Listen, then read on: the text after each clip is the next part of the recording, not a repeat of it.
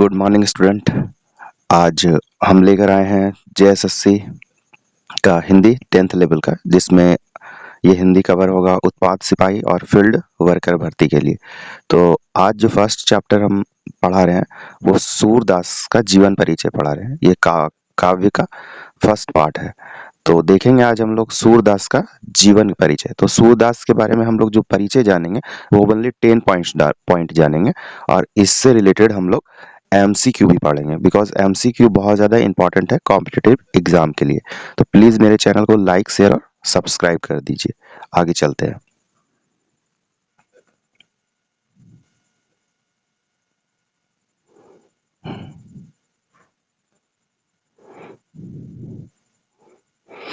तो देखते हैं सबसे फर्स्ट पॉइंट, सूरदास का जन्म कब हुआ था, या फिर सूरदास का जन्म 1478 में हुआ था, यानी 1478 में हुआ था। जन्म के रूप में मथुरा के निकट रुनकट्टा, क्या है जगह का नाम, रुनकट्टा, या दिल्ली के पास सीही का उल्लेख है। देखिए रुनकट्टा क्या लिखा हुआ है, रुनकट्टा, या दिल्ली के पास क्या है, सीही का उल्लेख है। वे महाप्रभु, ध्यान देना है, वो महाप्रभु वल्लभाचार्य के शिष्य और अष्टछाप के प्रमुख कवि थे। कवि का जो था कैटेगरी वो अष्टछाप के थे। फोर्थ पॉइंट, मथुरा वृंदावन के बीच गऊ घाट पर रहते थे। ध्यान देना है, मथुरा और वृंदावन के बीच गऊ घाट में रहते थे, और श्रीनाथ जी के मंदिर में कीर्तन करते थे। कौन? सूरदास। अब उनका डेथ कब हुआ था ये देख लेते हैं। उनका डेथ हुआ था 1583 में, यानी 1583 में। कहाँ पे हुआ था? पारसौली। कहाँ हुआ था? पारसौली। पारसौली में हुआ था। क्लियर? आप समझते हैं उनकी प्रमुख रचनाएं क्या है? सूर सागर, साहित्य लहरी और सूर सरावली। क्लियर? प्रमुख रचनाएं टोटल 3 यहाँ पे मेंशन है, बट ज्यादा है इससे, बट 3 हम इंपॉर्टेंट मेंशन किए हुए। सूर सागर सबसे लोकप्रिय कृति है। तो सूरदास का सबसे लोकप्रिय कृति क्या है? सूर सागर। क्या? सूर सागर। सूर सागर क्लियर, सबसे प्रमुख कृति है। नेक्स्ट समझते हैं, उनकी कविता में भारतीय समाज की जीवन, खेती और पशुपालन का चित्रण मिलता है। वे वत्सल्य और श्रृंगार के श्रेष्ठ कवि थे। वत्सल्य और श्रृंगार का मतलब था कि जब वो अपना दोहा गाते थे तो उसमें एक श्रृंगार झलकता था। क्लियर? एंड लास्ट पॉइंट है, ब्रिज भाषा में रचित उनकी कविताएं लोक गीतों की शैली में है। ठीक है, उनकी जो कविता है वो किस भाषा में? ब्रिज भाषा में, और लोक गीतों में, गीतों की शैली में। लोक गीत का मतलब होता है जैसे गांव देहात में हम लोग जो ऐसे ही सॉन्ग बना देते हैं उस टाइप का, बट इनका जितना भी सारा है कृति वो बहुत ज्यादा मीनिंगफुल है। तो नेक्स्ट चलते हैं सूरदास के जीवन से रिलेटेड 20 एमसीक्यू क्वेश्चन पे। तो फर्स्ट क्वेश्चन, सूरदास का जन्म किस वर्ष हुआ था? जैसा कि अभी तुरंत पढ़े, सूरदास का जन्म 1478 में हुआ था। नेक्स्ट देखते हैं, नेक्स्ट क्वेश्चन आप लोगों की स्क्रीन पे, सूरदास का संबंध किस प्रमुख धार्मिक गुरु से था? तो कौन सा गुरु होगा?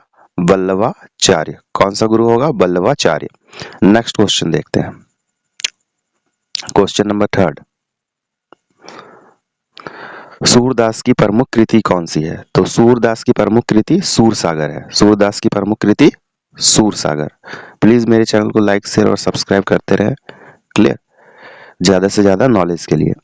सूरदास का निधन किस वर्ष हुआ था? तो सूरदास का निधन 1583 में हुआ था। कब हुआ था? 1583। नेक्स्ट क्वेश्चन देखते हैं, सूरदास की कविताएं किस भाषा में लिखी गई है? सूरदास की कविताएं किस भाषा में लिखी गई? अभी तुरंत पढ़ाए थे, ब्रज भाषा में। क्लियर? नेक्स्ट समझते हैं, नेक्स्ट क्वेश्चन, सूरदास का जन्म स्थान कौन सा माना जाता है? तो बताए हुए थे सूरदास का जो जन्म स्थान है मथुरा के निकट रूनकट्टा या सीही, सीही जो दिल्ली के पास है उसको माना गया है। तो इसका आंसर होगा सी। नेक्स्ट क्वेश्चन देखते हैं, अष्टछाप के कवियों में कौन सबसे प्रसिद्ध है? अष्टछाप एक कैटेगरी होता है पोयम का, उसमें सबसे ज्यादा जो माहिर थे और जो सबसे ज्यादा अच्छे लेखक थे वो थे सूरदास। तो यहाँ पे आंसर हो जाएगा सूरदास। नेक्स्ट हम लोग समझते हैं, नेक्स्ट क्वेश्चन। सूरदास की कविताओं में प्रमुखता से किसका चित्रण किया गया है? तो सूरदास की कविताओं में प्रमुखता से प्रेम और वात्सल्य का जिक्र किया गया, तो आंसर हो जाएगा यहाँ पे बी। नेक्स्ट क्वेश्चन देखते हैं। नेक्स्ट क्वेश्चन, किस स्थान पर सूरदास ने भजन कीर्तन किया है? किस स्थान पे सूरदास ने भजन कीर्तन किया है? तो जनरली जहां पे वो रहते थे वहीं पे भजन कीर्तन भी करते थे। तो यहाँ पे आंसर होगा गऊ घाट, मथुरा वृंदावन के बीच। मथुरा और वृंदावन के बीच क्या है? गऊ घाट। तो यहाँ पे आंसर होगा option number C. Next question देखते हैं।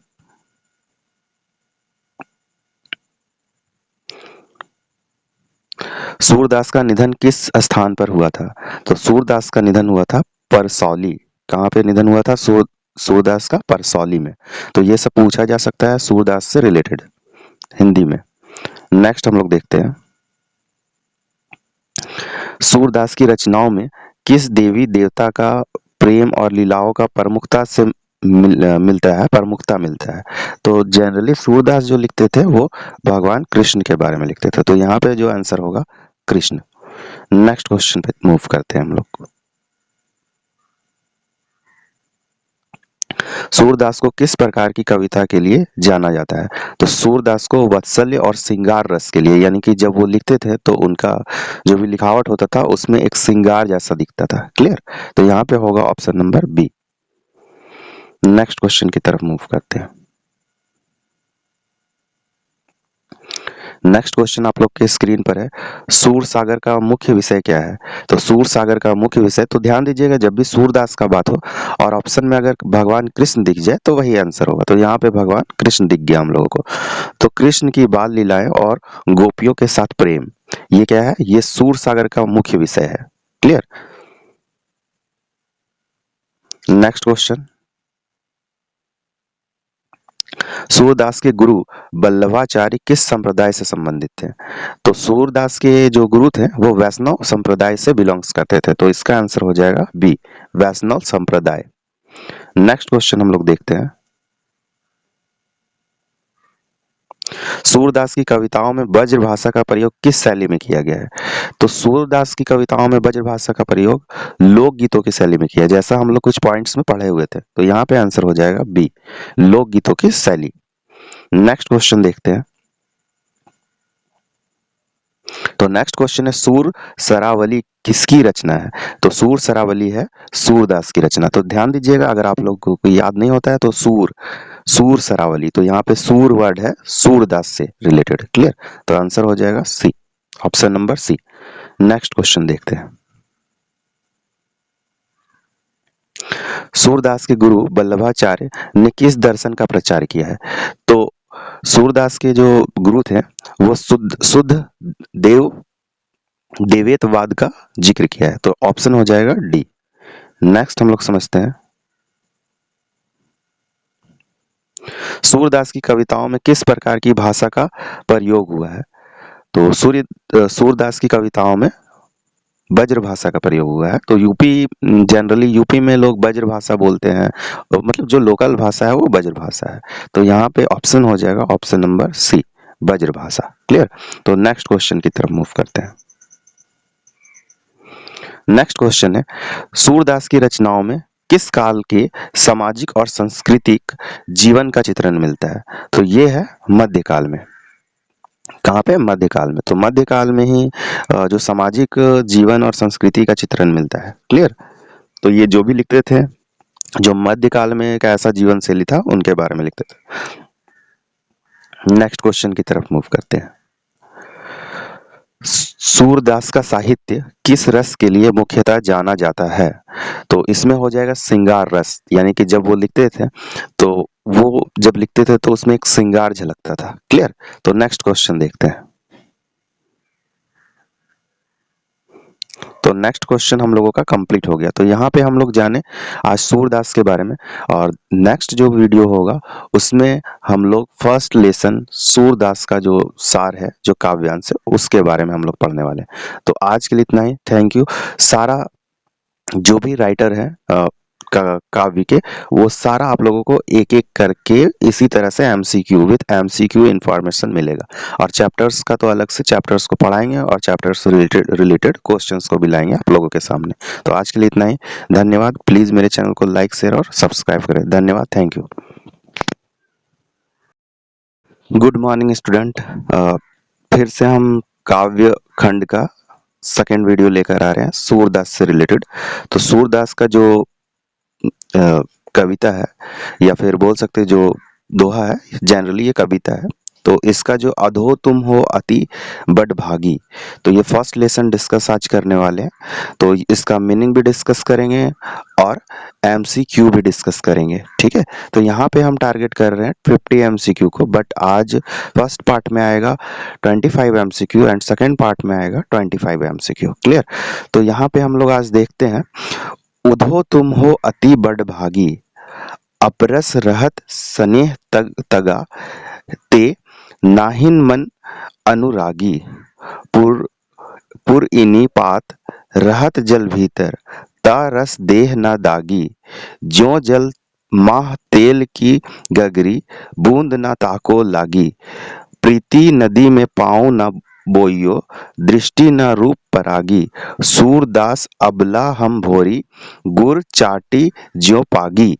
अब इसका हम लोग मतलब समझते हैं। इस पद में सूरदास उद्धव से कह रहे हैं कि उद्धव, तुम बड़े ही सौभाग्यशाली हो, तुम्हारा प्रेम सांसारिक यानी संसार के बंधन से मुक्त है, इसलिए तुम्हारे मन में संसार के प्रति कोई आसक्ति नहीं है। जैसे पूर्णिमा का चंद्रमा जल में रहते हुए भी जल से स्पर्श नहीं करता है, उसी तरह तुम्हारे मन को संसार का कोई स्पर्श नहीं लगा। यानी संसार का यहाँ पे मतलब है संसार में जो माया जाल है उससे रिलेटेड। क्लियर।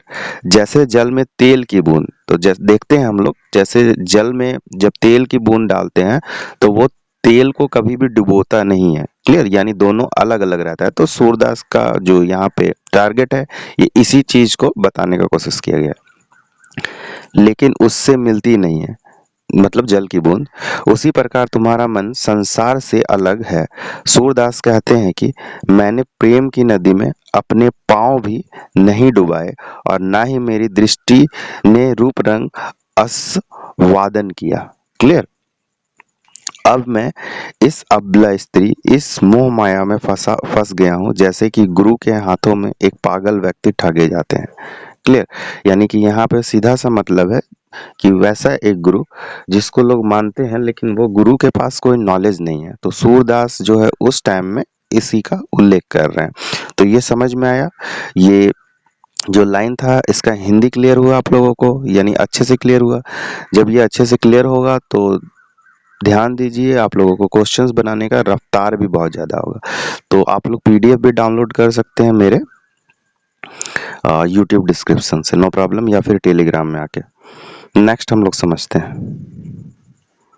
तो नेक्स्ट जो लाइन है वो है, मन की मन ही मांझ रही, कहिए जड़ कौन पे उधो, नाही परत कही अवधि आधार, आस आस आवन की तन मन बिथा सही, अब इन जोगी सादे सनी, सुनी सुनी बिरहिनी विरह दही, चाहती हुती गुराही, जितही ते उत उत ते उत हे धरवाही, सूरदास अब धीर धरही, क्यों मज ज्यादा न लाही।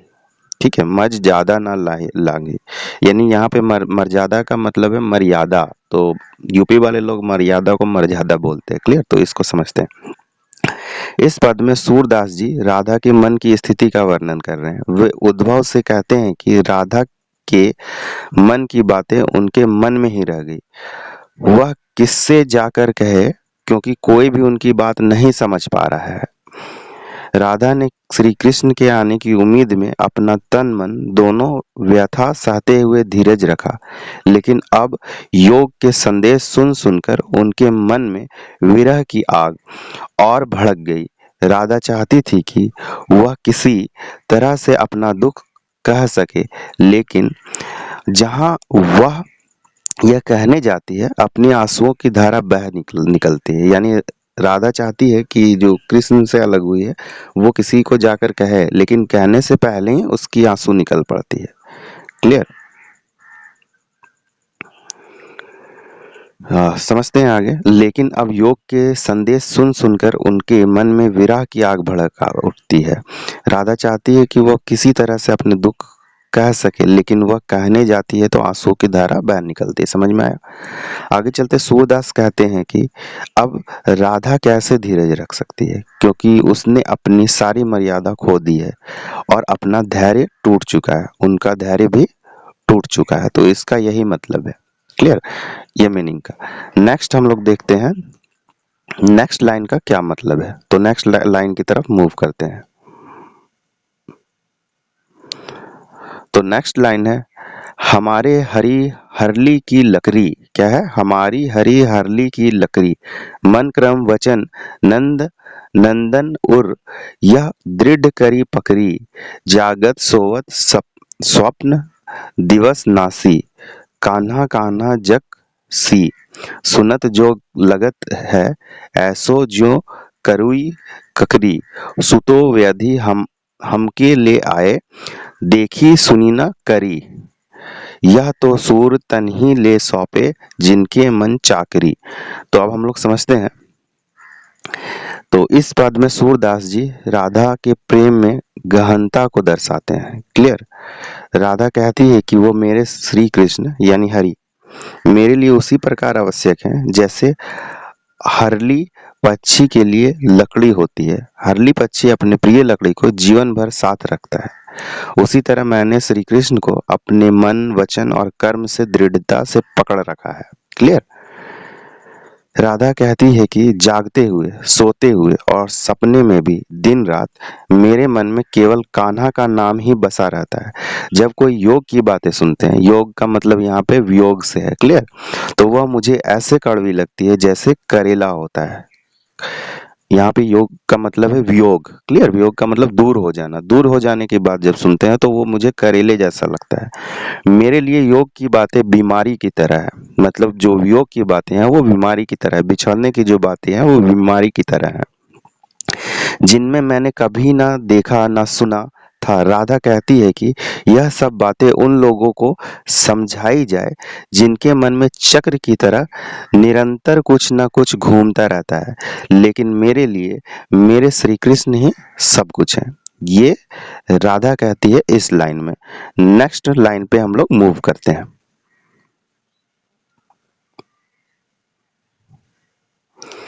तो नेक्स्ट लाइन है, हरि है राजनीति पढ़ी आए।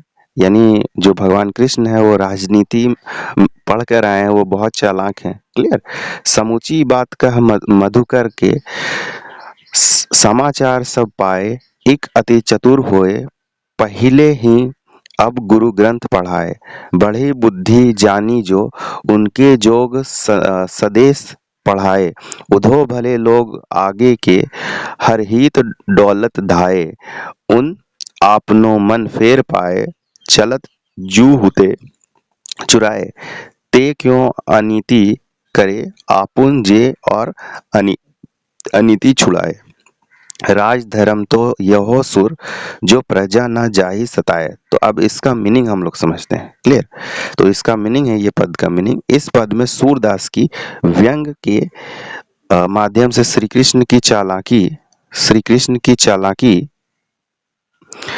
और राजनीति के को दर्शा रहे हैं। क्लियर? वे कहते हैं श्री कृष्ण यहाँ पे हरि को बोला गया है, राजनीति का पूरा अध्ययन करके आए हैं। उन्होंने मधुकर मतलब उद्धव से बातें समझी और सभी समाचार प्राप्त किए। पहले से ही वे बहुत चतुर हैं। थे और अब उनके गुरु ग्रंथों का अध्ययन करके अपनी चतुराई को बढ़ा लिए। यानी कि यहाँ पे जो 4th लाइन है वो कृष्ण भगवान की चतुरता को बताया जा रहा है। अपनी इस बढ़ी हुई बुद्धि को देखते हुए उन्होंने योग के संदेश भेजे हैं। उद्धव भी पुराने समझदार लोग हैं जो दूसरों के हित के लिए दौड़ते भागते हैं। ठीक है, उद्धव एक यहाँ पे पर्सन है। अब वे वही योग के संदेश अपने मन में फेर फेर पाएंगे। क्लियर? जो कृष्ण ने उन्हें सिखाए हैं। सूरदास कहते हैं कि लोग दूसरों की अनैतिकता छुड़ाते हैं, वे खुद कैसे अनैतिक हो सकते हैं? राजधर्म तो यही है कि जो राजा है वो अपनी प्रजा को कभी भी कष्ट ना पहुंचाए। मतलब यहाँ भगवान श्री कृष्ण के लिए बोल रहे हैं, क्योंकि कृष्ण जो थे वो राजा थे और कहना है कि वो अपने, मतलब सूरदास का कहना है कि वो अपने कभी भी अ, जो प्रजा है उसको कष्ट ना पहुंचाए। यहाँ पे प्रजा से डायरेक्ट बिलोंग्स हो रहा है राधा पे। क्लियर? तो इसलिए श्री कृष्ण ने यहाँ नीति अपनाई है कि वो प्रजा गोपियों को योग के माध्यम से मोह माया से मुक्त कर देंगे। और योग यहाँ पे मतलब है वियोग के माध्यम से, यानी दूर जाकर अपनी गोपियों के मोह माया से मुक्त कर देंगे। क्लियर? तो नेक्स्ट हम लोगों का जो है वो है एमसीक्यू पार्ट। तो एमसीक्यू पार्ट हम लोग नेक्स्ट आने वाला वीडियो में करेंगे। क्लियर? तो देखते हैं आगे। तो प्लीज़ आप मेरे चैनल को लाइक शेयर और सब्सक्राइब करें मोर इन्फॉर्मेशन के लिए। तो इस तरह का वीडियो धीरे धीरे समय पे समय आता रहेगा, हर दिन आता रहेगा। क्लियर? तो आज के लिए इतना ही। तो गुड मॉर्निंग फ्रेंड्स, आज फिर से हम लोग स्टार्ट कर रहे हैं वही सूरदास लेसन 1 काव्य खंड हिंदी का। तो जेएसएससी सीजीएल और जेएसएससी एग्जाम जिसमें उत्पाद सिपाही और फील्ड वर्कर भर्ती को हम टारगेट कर रहे हैं। ये क्लास 10 का सिलेबस है। तो आज हम कुछ एमसीक्यू लेकर आए हैं। उससे पहले प्लीज मेरे चैनल को आप लाइक शेयर और सब्सक्राइब कर दें। तो आज जो एमसीक्यू है ये टोटल 25 एमसीक्यू है। तो एक एक करके हम लोग एमसीक्यू को जानेंगे। तो फर्स्ट एमसीक्यू आप लोगों के स्क्रीन पे है। क्लियर? तो फर्स्ट एमसीक्यू है, सूरदास के पदों का लेखक कौन है? ठीक है, मतलब सूरदास जो अभी हम लोग पढ़े थे अधो का, उसका लेखक कौन है? वो सूरदास खुद है। यानी इसका जो आंसर होगा वो सूरदास होगा। तो सूरदास खुद लेखक हैं। क्लियर?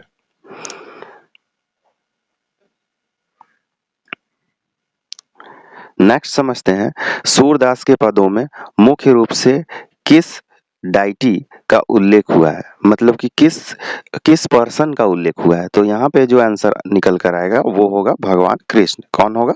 भगवान कृष्ण। क्लियर? नेक्स्ट देखते हैं हम लोग। सूरदास की कविता का मुख्य विषय क्या था? तो सूरदास की कविता का मुख्य विषय कृष्ण के प्रति भक्तिपूर्ण प्रेम था। तो यहाँ जो आंसर निकल कर आएगा option number C. Next question की तरफ मूव करते हैं। सूरदास के पदों में कृष्ण का संदेश किस पात्र को प्राप्त होता है? तो सूरदास का जो पद है उसमें कृष्ण का संदेश उद्धव के को प्राप्त होता है। तो यहाँ पे जो आंसर निकल कर आएगा वो ऑप्शन नंबर बी, उद्धव। आगे चलते हैं। नेक्स्ट क्वेश्चन, सूरदास की कविता किस साहित्य रूप में लिखी गई है? तो सूरदास का जो कविता है वो भजन में लिखी गई। तो यहाँ पे जो आंसर आएगा वो भजन। तो यहाँ पे ना दोहा है ना कविता है, ये एक तरह से भजन है, भगवान कृष्ण को समर्पित है। सूरदास का जो कविता है, सॉरी जो भजन है वो भगवान कृष्ण को समर्पित है। तो नेक्स्ट हम लोग देखते हैं नेक्स्ट क्वेश्चन। नेक्स्ट क्वेश्चन आप लोगों के स्क्रीन पे है। पदों के अनुसार उद्धव की भक्ति और गोपियों की भक्ति की तुलना कैसे की जाती है? तो इसका आंसर होगा कम तीव्रता या कम तीव्र। क्लियर? नेक्स्ट क्वेश्चन हम लोग देखते हैं। पदों में गोपियों की भावनाओं का वर्णन किस प्रकार किया गया है? तो इसका आंसर होगा गहरी और अडीग। क्या होगा? गहरी और अडीग। तो option number B. Next question की तरफ मूव करते हैं। नेक्स्ट क्वेश्चन आप लोगों की स्क्रीन पे है। नेक्स्ट क्वेश्चन है, पदों में उद्धव की भक्ति का वर्णन किस उपमा के द्वारा की गई है? तो इसमें आंसर निकल कर आएगा तेल से भरा घड़ा। क्लियर? तेल से भरा घड़ा। तो जिस तरह से हम लोग देखते हैं कि तेल से भरा घड़ा में पानी और तेल कभी मिल नहीं सकता है, पानी और तेल कभी मिल नहीं सकता है, क्योंकि तेल हमेशा पानी के ऊपर तैरता है। इसी तरह से भगवान कृष्ण और गोपियों के बारे में कहा गया है कि भगवान कृष्ण जो है कभी उनको मिल नहीं सकते हैं, इसीलिए कृष्ण जो है वो गोपियों के छोड़ कर जा रहे थे। क्लियर? तो नेक्स्ट हम लोग चलते हैं, नेक्स्ट क्वेश्चन की तरफ मूव करते हैं। नेक्स्ट क्वेश्चन आप लोगों की स्क्रीन पे है। सूरदास के पदों में कृष्ण को किस रूप में दर्शाया गया है? तो सूरदास के पदों में कृष्ण को एक राजनीति के रूप में दर्शाया गया, राजनीतिज्ञ के रूप में। तो आंसर हो जाएगा यहाँ पे सी।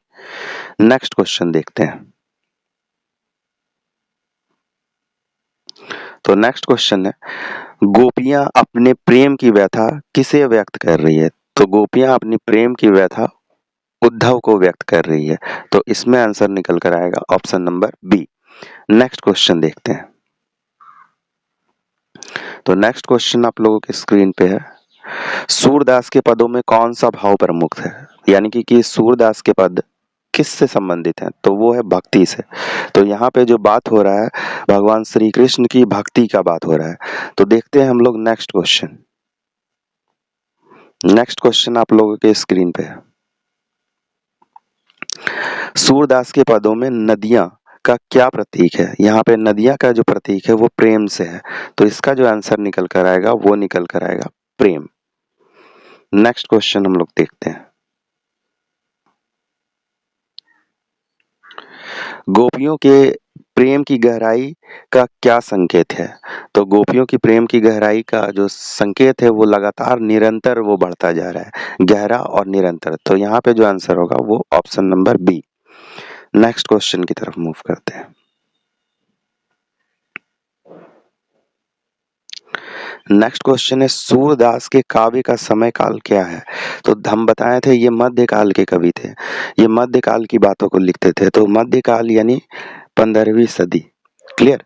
आप लोगों को पता होगा हिस्ट्री 3 पीरियड में बटा हुआ है, ठीक है? एंशिएंट हिस्ट्री, मिडिवल हिस्ट्री और मॉडर्न हिस्ट्री। तो ये मध्यकाल के कवि थे। क्लियर? तो नेक्स्ट क्वेश्चन की तरफ मूव करते हैं। तो नेक्स्ट क्वेश्चन आप लोगों के स्क्रीन पे है। नेक्स्ट क्वेश्चन है, सूरदास की काव्य रचनाएं किस सामाजिक वर्ग को प्रभावित करती है? तो कृष्ण सूरदास की काव्य रचनाएं वो आम जनता और भक्तों को प्रभावित करती है। तो वहां पे जो भी सूरदास का जो भी वो लाइंस था उसमें लिखा गया था, जो डेडिकेटेड था वो आम जनता यानी कि कृष्ण एक राजा थे और राजा के जो जनता थे उनसे रिलेटेड और उनके भक्तों के रिलेटेड बताया गया है। क्लियर? तो इसका जो आंसर होगा वो ऑप्शन नंबर बी। तो देखते हैं नेक्स्ट क्वेश्चन। सूरदास की कविता की प्रमुख विशेषता क्या है? तो सूरदास की कविता के प्रमुख विशेषता है भावनात्मक और समर्पणपूर्ण। तो देखते हैं कि जो श्री कृष्ण की जो गोपियां थी वो श्री कृष्ण के प्रति बहुत ज्यादा समर्पित थी। ठीक है? तो यहाँ पे जो आंसर आएगा वो भावनात्मक और समर्पणपूर्ण आएगा। क्लियर? नेक्स्ट क्वेश्चन देखते हैं। सूरदास के पदों में सने शब्द का क्या अर्थ है? सूरदास के पदों में पदों में सने शब्द प्रेम को दर्शाता है। तो आंसर यहाँ पे निकल कर आ जाएगा ऑप्शन नंबर बी, प्रेम। क्लियर? नेक्स्ट क्वेश्चन देखते हैं। नेक्स्ट क्वेश्चन है, सूरदास के पदों में धीर का क्या संदर्भ है? तो सूर्य मतलब धीर का क्या मतलब है? तो धीर का मतलब है धैर्य। धीर का मतलब क्या है? धैर्य। तो आंसर यहाँ पे निकल कर आएगा ऑप्शन नंबर बी। आगे देखते हैं हम लोग। सूरदास के पदों में चाकरी का क्या अर्थ है? चाकरी का जो अर्थ है सूरदास के पदों में, घूमने वाली चीज को चाकरी कहा जाता है, घूमने वाली चीज को चाकरी कहा जाता है। तो यहाँ पे जो आंसर होगा ऑप्शन नंबर बी, घूमने वाली चीज को चाकरी कहा जाता है। आगे चलते हैं। नेक्स्ट क्वेश्चन आप लोगों के स्क्रीन पे, गोपियां उद्धव को क्या संबोधित करती है? तो गोपियां उद्धव को सलाह देती है। क्लियर? कि सलाह यही होता है कि मेरे कृष्ण मुझे छोड़कर कभी नहीं जाएंगे। क्लियर? तो यहाँ पे जो आंसर निकल कर आ जाएगा ऑप्शन नंबर ए। तो नेक्स्ट क्वेश्चन की तरफ मूव करते हैं। सूरदास के पदों में राजधर्म का संदर्भ किससे है? तो सूरदास के पदों में राजधर्म का संबंध राज्य की नीतियों से है, यानी राज्य में कैसा लॉ बनता है उससे है। तो यहाँ पे जो आंसर निकल कर आएगा option number B. Next question देखते हैं।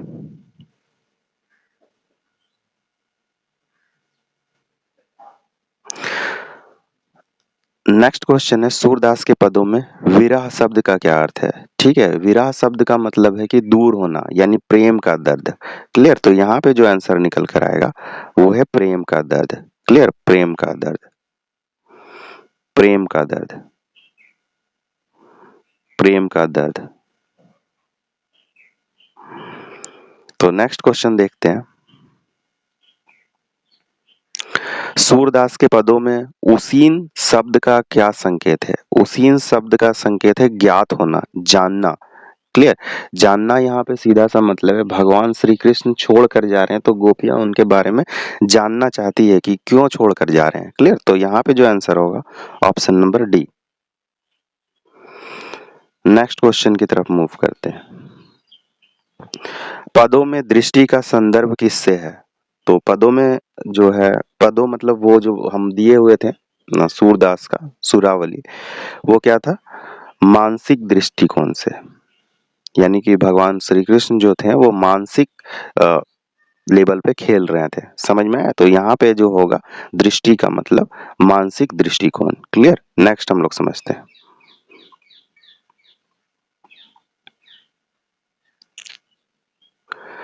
सूरदास के पदों में पात का क्या संकेत है? तो पात का मतलब होता है पत्ता। तो यूपी से रिलेटेड थे ये कवि, तो वहां पे पत्ता को क्या बोला जाता है? पात। तो यहाँ पे जो आंसर निकल कर आएगा option number C. Next question देखते हैं। गोपियों के प्रेम का प्रभाव क्या, सॉरी, गोपियों के प्रेम का क्या प्रभाव है?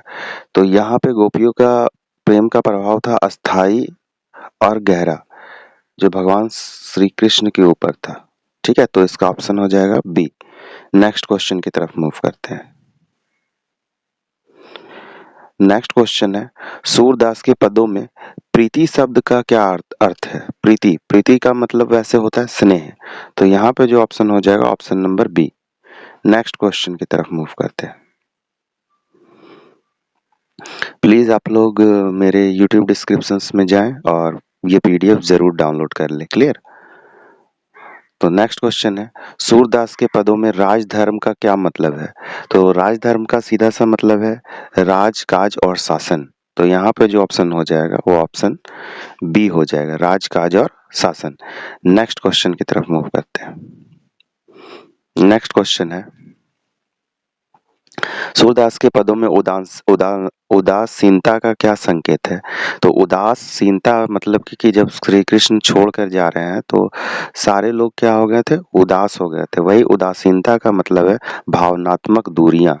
क्या मतलब है? भावनात्मक दूरियां। So option number C correct हो जाएगा। नेक्स्ट क्वेश्चन देखते हैं। तो नेक्स्ट क्वेश्चन है, सूरदास के पदों में जोग संदेश का क्या संदर्भ है? जोग संदेश का मतलब है यहाँ पे आध्यात्मिक सलाह, आध्यात्मिक सलाह। तो यहाँ पे जो ऑप्शंस करेक्ट हो जाएगा वो बी। तो नेक्स्ट क्वेश्चन तरफ के मूव करते हैं। नेक्स्ट क्वेश्चन है, सूरदास के पदों में विधि का क्या अर्थ है?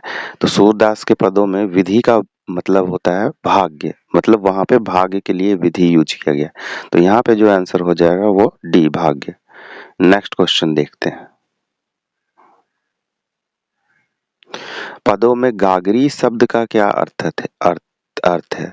तो गागरी, जिसको हम लोग हिंदी में गगरा भी बोल सकते हैं, तो वही है गागरी, मतलब गगरा ही, जो पानी भरने के काम में आता था। पहले हम लोग यूज में लेते थे, तो पहले लोगों को देखते थे कि गगरा लेकर ही पानी भरने के लिए जाते थे। तो यहाँ आंसर हो जाएगा पानी का बर्तन। नेक्स्ट क्वेश्चन की तरफ मूव करते हैं। गोपियां अपने प्रेम की गहराई को किस रूप में व्यक्त करती है? तो जिस तरह से नदी है, तो नदी अपने आप में बहुत कुछ को समेट कर आगे बढ़ता है, उसी तरह से गोपियां श्री कृष्ण के प्रति अ, समर्पित थी। क्लियर? तो यहाँ पे जो आंसर हो जाएगा वो हो जाएगा option number B. Next question देखते हैं। नेक्स्ट क्वेश्चन है, सूरदास के पदों में सपना का क्या अर्थ है? तो सूरदास के पदों में सपना का अर्थ कल्पना है। तो यहाँ पे जो आंसर निकल कर आएगा वो option number B. Next question की तरफ मूव करते हैं। यह सारा क्वेश्चंस आप लोगों के का जेएसएससी एग्जाम, उत्पाद सिपाही और फील्ड वर्कर भर्ती के लिए बहुत ज्यादा इंपॉर्टेंट होगा। तो नेक्स्ट क्वेश्चन है, गोपियों की पीड़ा का क्या वर्णन है? तो गोपियों की पीड़ा का वर्णन है श्री कृष्ण की अनुपस्थिति, कि अब श्री कृष्ण वहां छोड़कर जा रहे हैं, श्री कृष्ण की अनुपस्थिति में अब वहां पे क्या होगा। नेक्स्ट क्वेश्चन की तरफ मूव करते हैं।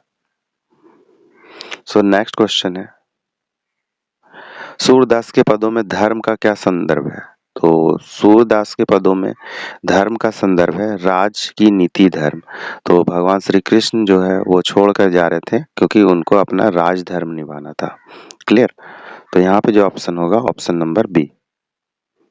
नेक्स्ट चलते हैं।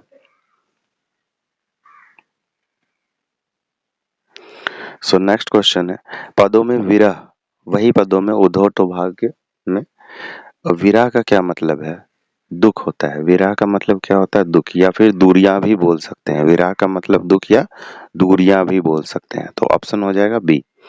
नेक्स्ट क्वेश्चन की तरफ मूव करते हैं। सूरदास के पदों में मधुकर का क्या संदर्भ है? ठीक है, सूरदास के पदों में मधुकर का मतलब है एक कवि। ठीक है, तो कवि से रिलेटेड है, तो ऑप्शन नंबर हो जाएगा डी। नेक्स्ट क्वेश्चन की तरफ मूव करते हैं। सूरदास के पदों में स्नेह का क्या मतलब है? तो स्नेह का मतलब प्रेम होता है। क्लियर? तो यहाँ पे जो ऑप्शन हो जाएगा option number A. Next question की तरफ मूव करते हैं। ये सारा एमसीक्यू क्वेश्चन आप लोगों के जो एग्जाम है उत्पाद सिपाही और फील्ड वर्कर भर्ती जो अभी झारखंड में निकला हुआ है, ये आप लोगों के लिए बहुत ज्यादा बेनिफिशियल होगा। तो क्या है, सूरदास के पदों में गुरु का क्या महत्व है? तो गुरु का क्या महत्व है? शिक्षक से है। शिक्षक से है गुरु का महत्व, यानी कि किसी भी चीज में, किसी भी फील्ड में अगर आगे बढ़ना है तो एक गुरु का होना बहुत ज्यादा जरूरी है। नेक्स्ट क्वेश्चन की तरफ मूव करते हैं। सूरदास के पदों में राजधर्म का क्या संकेत है? राजधर्म का संकेत है राजनैतिक नीति से है, यानी कि राज्य में प्रजा को भी देखना है, कभी जरूरत पड़े तो प्रजा को छोड़ के भी जाना है। तो यहाँ पे जो इस काव्य में उल्लेख है वो है प्रजा को छोड़ कर जाने की। तो ऑप्शन हो जाएगा option number D. Next question देखते हैं। सूरदास के पदों में कृष्ण को किस रूप में प्रस्तुत किया गया है? तो सूरदास के पदों में कृष्ण को प्रेमी रूप में प्रस्तुत किया, तो यहाँ पे हो जाएगा option number C. Next question की तरफ मूव करते हैं। पदों में विरह का संकेत किस भाव से है? विरह का मतलब ही होता है दुख। तो यहाँ पे वैसे एक तो छोड़ के जाने का दुख है, लेकिन ये भी वहाँ पे सोचा जा रहा है कि श्री कृष्ण अपने राजधर्म को निभाने के लिए जा रहे हैं। तो यहाँ पे ऑप्शन नंबर हो जाएगा बी। नेक्स्ट क्वेश्चन की तरफ मूव करते हैं। सूरदास के पदों में जोग का क्या अर्थ है? सूरदास के पदों में जोग का मतलब है योग से। क्या चीज? योग से। तो ऑप्शन नंबर हो जाएगा ए। नेक्स्ट क्वेश्चन की तरफ मूव करते हैं। नेक्स्ट क्वेश्चन है, सूरदास के पदों में धीर का क्या संकेत है? धीर का मतलब है सूरदास के पदों में धैर्य। तो यहाँ पे ऑप्शन नंबर हो जाएगा ए। तो नेक्स्ट क्वेश्चन की तरफ मूव करते हैं। सूरदास के पदों में प्रेम की गहराई को किस उपमा से व्यक्त किया गया है? तो प्रेम की गहराई को जल की गहराई की उपमा से व्यक्त किया गया है। तो यहाँ पे जो ऑप्शन हो जाएगा वो बी, जल। आगे चलते हैं। नेक्स्ट क्वेश्चन, सूरदास के पदों में नदी का क्या संकेत है? तो सूरदास के पदों में नदी का प्रेम से संबंधित है। तो यहाँ पे आंसर निकल कर आएगा प्रेम, option number B. Next question की तरफ मूव करते हैं। सो नेक्स्ट क्वेश्चन है, सूरदास के पदों में सपना का क्या अर्थ है? तो सूरदास के पदों में सपना का अर्थ कल्पना है, तो ऑप्शन हो जाएगा ए। नेक्स्ट क्वेश्चन की तरफ मूव करते हैं।